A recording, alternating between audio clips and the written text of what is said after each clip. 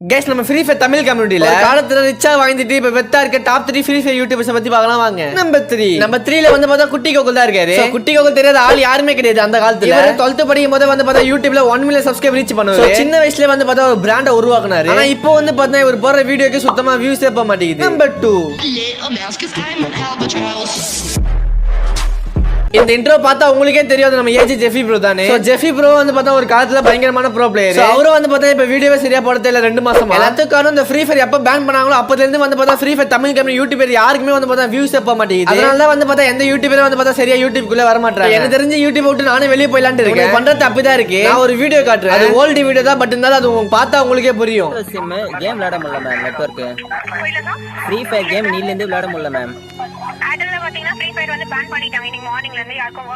எப்ப free fire pan பண்ணாங்களோ அப்பவே வந்து பார்த்தா ஃப்ரீ ஃபயர் யூடியூபர்ஸோட லைஃபே டவுன் ஆயிடுச்சு. டாப் 1ல எந்த யூடியூபர் இருக்காங்கன்னு சொல்லிட்டு நெக்ஸ்ட் பார்ட்ல சொல்றேன்.